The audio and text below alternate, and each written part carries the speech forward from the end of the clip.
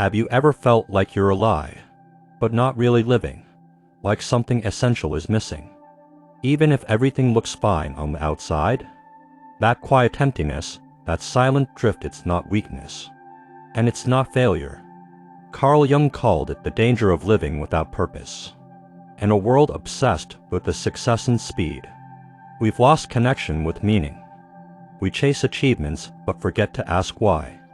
We fill the silence but avoid the truth.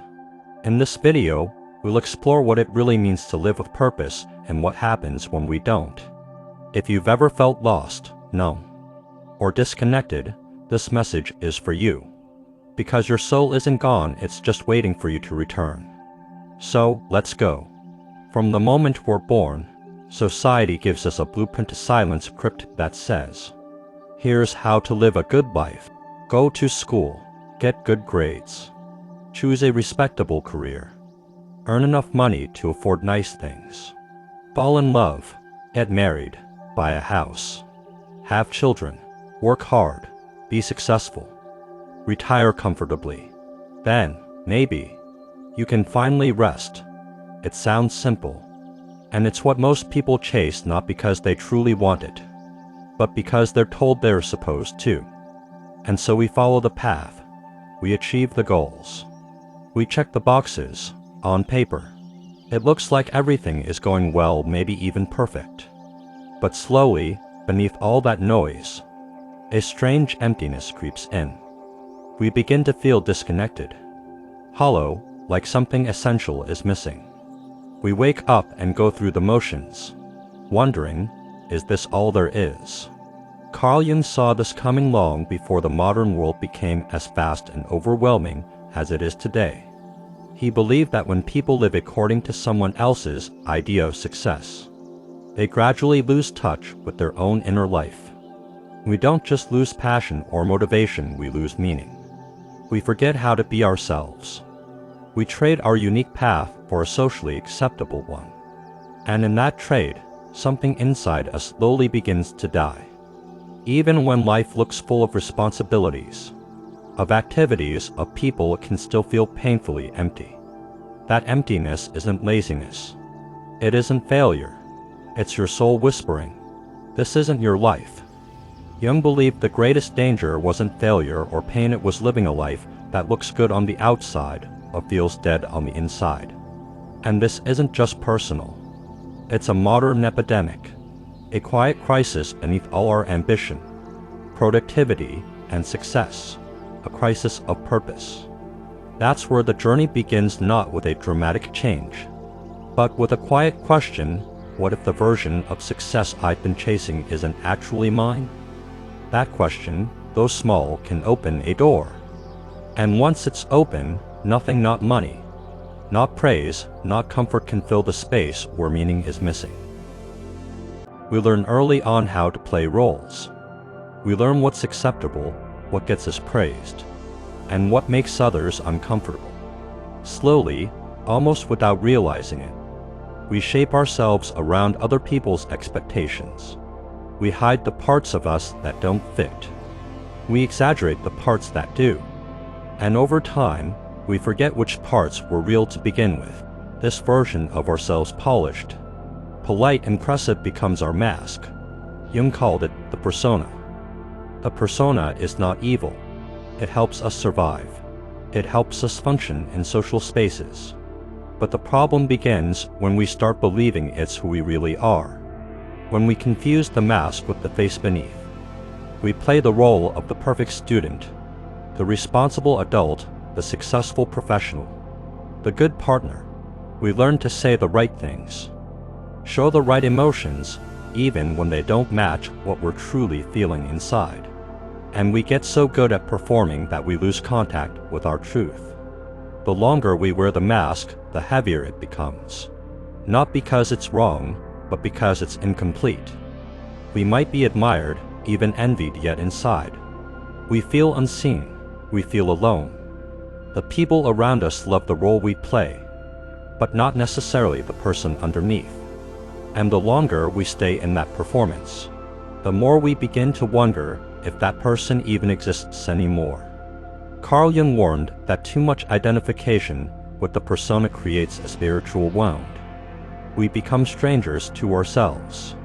We stop asking who we are and instead only ask who we should be. That question, who should I be, is one of the most dangerous, because it always puts the answer somewhere outside of us. It asks us to measure ourselves against the world's standards, not our soul's needs. That's why the mask feels so tight, because our soul is growing beneath it.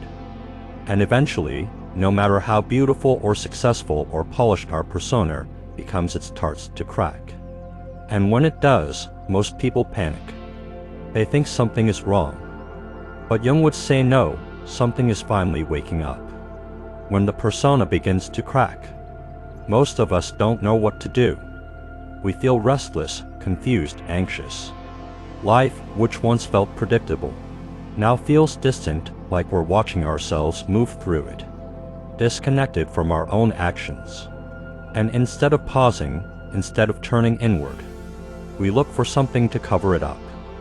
We tell ourselves, maybe I just need a break. Maybe a vacation will fix this. Maybe I need to stay busy. And so, we do what modern life teaches best: we distract ourselves. Distraction becomes medicine, or so it seems. We scroll endlessly, watch others live their lives through screens, consume entertainment in massive doses. We fill every quiet moment with sound, with content, with conversation, not because we're curious, but because we're afraid of what might rise up in the silence, afraid of the feelings that we've buried for too long, afraid of hearing our own truth. But Carl Jung warned us distraction is not healing, it is avoidance. And the more we avoid, the more we suffer. Not always in loud ways. Sometimes in subtle ones: a persistent boredom, a chronic dissatisfaction, a sense that we are drifting even when everything looks fine. We become addicted not just to activity, but to escape from our own thoughts, our own questions, our own selves. Jung believed that this escape comes at a great cost. When we turn away from our inner world, it doesn't disappear, it simply turns against us. We feel anxious without knowing why. We feel tired even after rest. We feel numb in moments that should move us. These are not flaws. These are symptoms of disconnection. Signs that the inner life we've ignored is still alive and still waiting. True introspection, the opposite of distraction, isn't about thinking more. It's about feeling honestly. It's about listening. It's about becoming still long enough to ask, what am I running from? What is my discomfort trying to tell me? Who am I beneath all these layers?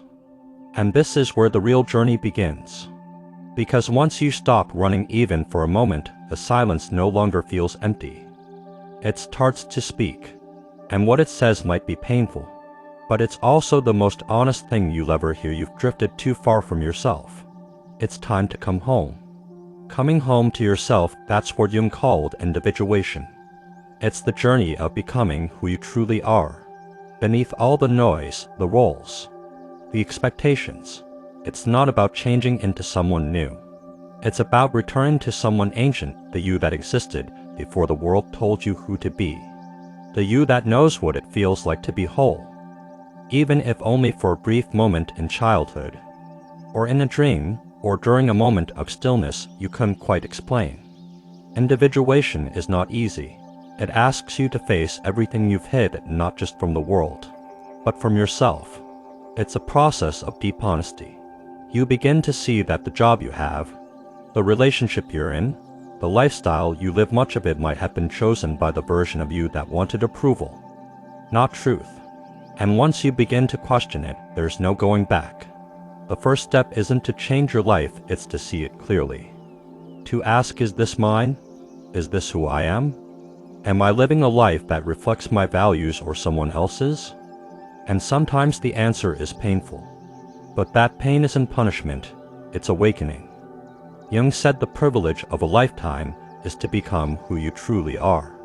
But it's also a responsibility, because it means you can no longer blame society, your parents, or your past for your future. It means you must begin building your life not from what's expected of you, but from what is true inside you. That truth may be inconvenient. It may lead you down paths others don't understand, but it will always lead you toward purpose. Purpose, for Jung, was never a single goal or career. It was a way of being, a life lived in alignment with the soul. A life where your outer world reflects your inner values, where you stop performing and start participating in your own existence, where you no longer ask, "What should I do?" but instead, "What wants to come alive in me?" You won't find that answer overnight. Individuation is not a weekend retreat. It is a slow, sacred process. It moves in spirals, not straight lines. You may face darkness. You may feel lost. But every time you return to yourself, even for a moment, you are living more honestly. And that honesty, that inner alignment, is what Jung believed was the cure to the emptiness of modern life. Most people don't know they're living without purpose. They're not lazy. They're not broken. They're simply distracted, constantly pulled into doing, achieving, reacting without ever pausing to ask why. Life becomes a list of tasks, goals, responsibilities. You wake, you work, you eat, you sleep. And somehow, the days blur into months. You're surviving, maybe even succeeding by society's standards, but something inside feels off. There are signs, subtle, persistent signs, like the sense of waking up tired even after a full night's sleep, not physically, but emotionally, like going through your day feeling slightly disconnected from everything you do, as if you're watching your own life from behind glass, like being surrounded by people, yet still feeling profoundly alone, or achieving what you thought would make you happy, the promotion, the relationship, the recognition, only to feel a wave of disappointment that no one else sees. Jung believed that these quiet feelings are not mistakes. They're messages. The soul does not scream, it whispers. And if you ignore those whispers long enough, they become symptoms: anxiety, depression, irritability, numbness.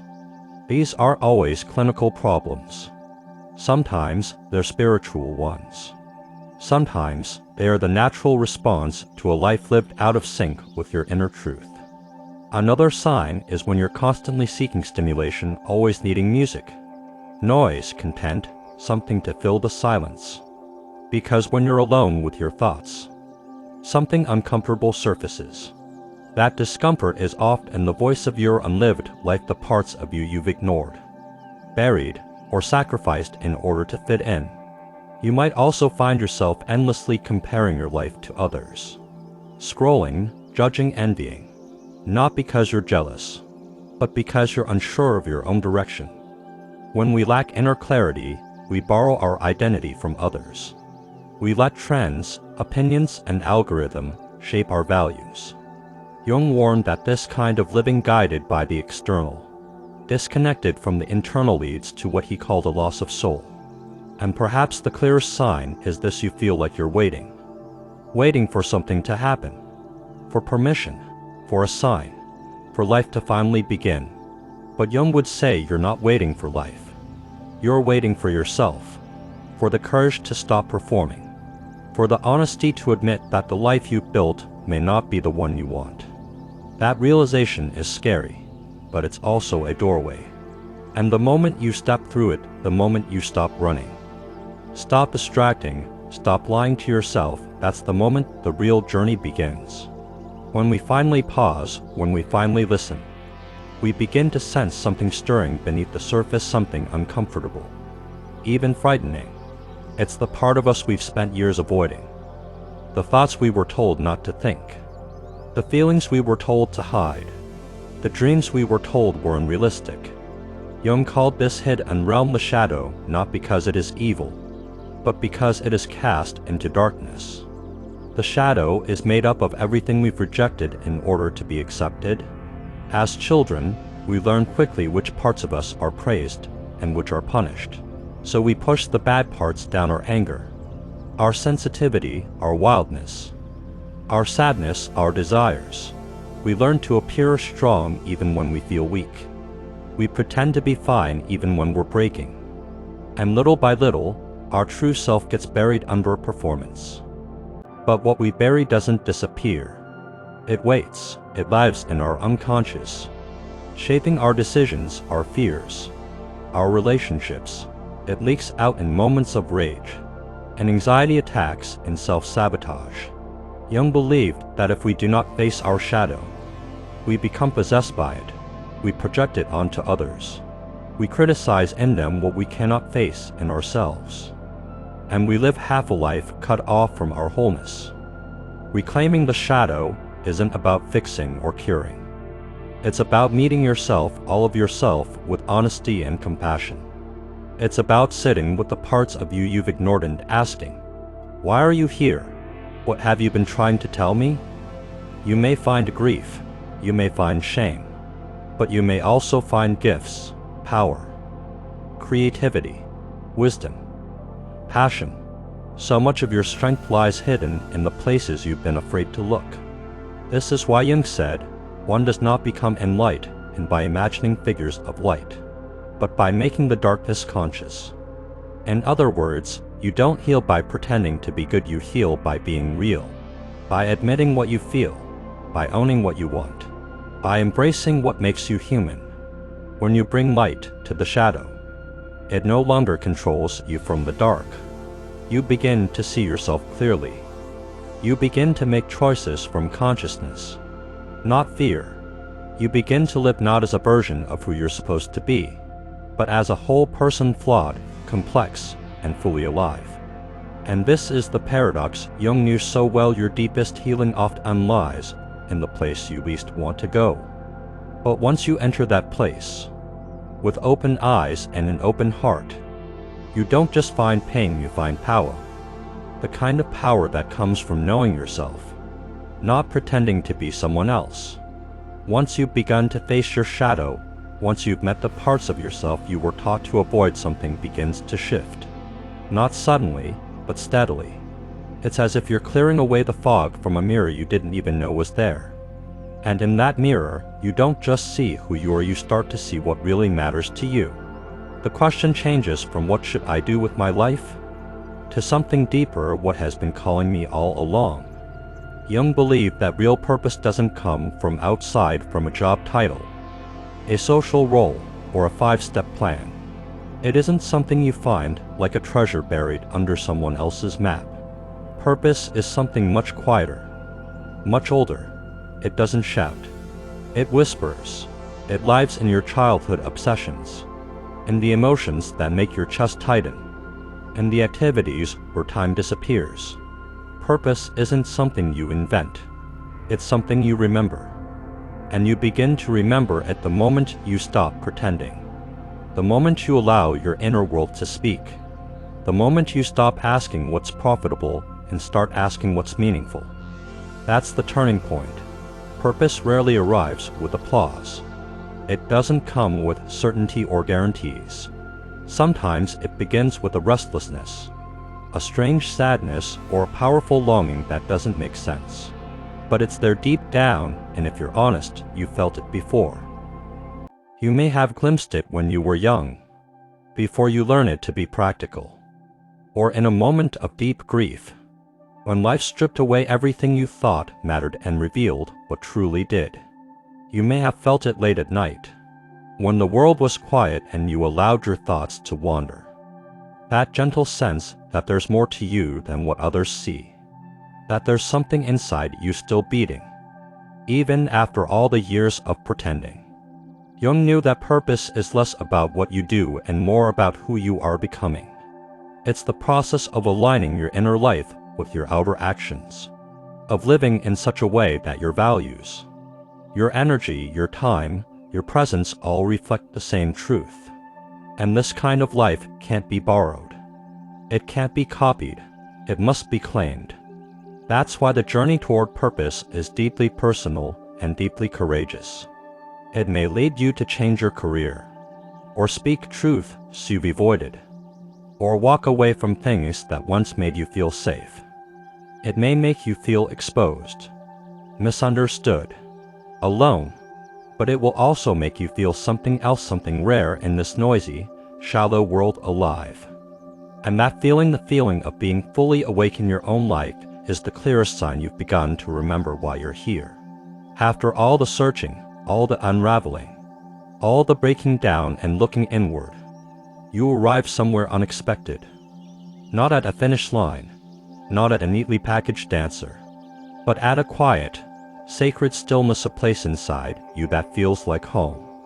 The soul, the part of you that was never lost, only forgotten, the part that waited patiently while you lived according to everyone else's rules, that whispered in your dreams, that stirred when you were alone, that showed up in the ache of your emptiness, begging you to return. Carl Jung believed that the soul is not some abstract idea, it is the deepest truth of who you are.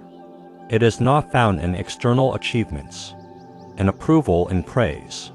It is not found in constant doing or endless chasing. It is found in being, in presence, in truth, in the choice to live fully awake, even when it's uncomfortable, especially when it's uncomfortable. Returning to the soul means making peace with your story, the beautiful parts and the broken ones. It means forgiving yourself for how long you stayed asleep, for the years you wore the mask, for the times you betrayed your own voice just to be accepted. It means understanding that none of that was a mistake. It was part of the journey, and the soul never judged you for it. It only waited. Now, as you return, you don't need to do anything dramatic. You don't need to fix your whole life in one day. You only need to choose honesty, to begin showing up in your work, in your relationships, in your quiet moments as someone who remembers who they are. Someone who no longer performs, but participates. Someone who doesn't just exist, but feels. Someone who listens when the soul speaks. And in that return, life begins to look different. Not easier, but more meaningful. You begin to attract people who see you, not your persona. You begin to create from a place that's alive, not anxious. You begin to walk a path may not always be clear, but it is deeply, unquestionably yours. This is what Jung tried to tell us, that the modern world may offer everything comfort, success, distraction, but without the soul, and means nothing.